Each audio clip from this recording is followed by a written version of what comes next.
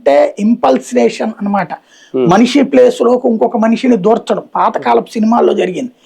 నిజ జీవితంలో జరిగిపోతుందంటే ఇది రాక్షసత్వం. ఇవి ఆల్రెడీ జరిగిపోయినాయి అంట. వీళ్ళు తిరుపతిలో ఎన్నో కొన్ని రిజిస్ట్రేషన్లు జరిగిపోయినాయి అంట. సార్ మామూలుగా రిజిస్టర్ ఆఫీస్ అంటేనే ఎక్కువగా అసలు ఎక్కువ ఇన్కమ్ జనరేట్ అయ్యేది కూడా అక్కడే ప్రభుత్వం నుంచి డైలీ జరిగే రిజిస్ట్రేషన్ ద్వారా.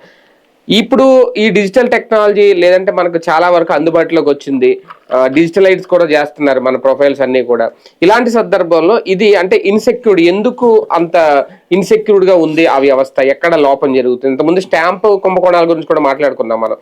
ఏదో తక్కువ కట్టేసి వాళ్ళు ఎక్కువ రాసేసుకుంటున్నారు, అది పెద్దది. చాలా మంది సబ్ రిజిస్ట్రార్లను కూడా అప్పుడు అరెస్ట్ చేశారు. ఇప్పుడు ఏమి ఇది ఎక్కడ జరుగుతుంది లోపం? రాజకీయ నాయకులని దొంగల వల్ల జరుగుతుంది. రాజకీయ నాయకులు కొన్ని దరిద్ర పనులు చేస్తుంటారు, భూములు కబ్జాలు ఇట్లా.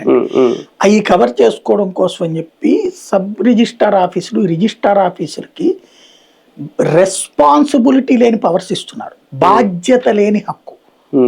ఎలాంటి బాధ్యత ఉండాలి? ఇప్పుడు మీరు రిజిస్ట్రేషన్ చేస్తే కోర్టులో ఒకడేసి ఇది ఆడిది కాదు నాది అంటున్నాడు, అప్పుడు తీసుకెళ్లి సబ్ రిజిస్టార్ని జైల్లో పెట్టాలి. నువ్వు ఎట్ట చేసావురా? అలాంటి చట్టం లేదు. కాపాడతారు సబ్ రిజిస్ట్రార్ని వీళ్ళు. రెవెన్యూ ఆఫీసర్, రెవెన్యూ వాడికి తెలియకుండా ఒకటి భూమిని ఇంకోటి కబ్జా చేయడం కుదురుతుందా? ఎంఆర్ఓని బొక్కలో దొయ్యాలని ఎందుకు పెట్టలేదు అందులో చట్టం? మనం జంజీ ఉద్యమాలు జరగాల్సింది ఇక్కడ. మన కొంపల్లో చిచ్చెడుతున్నారు వీళ్ళు, మన కష్టార్జితాన్ని లాక్కుంటున్నారు.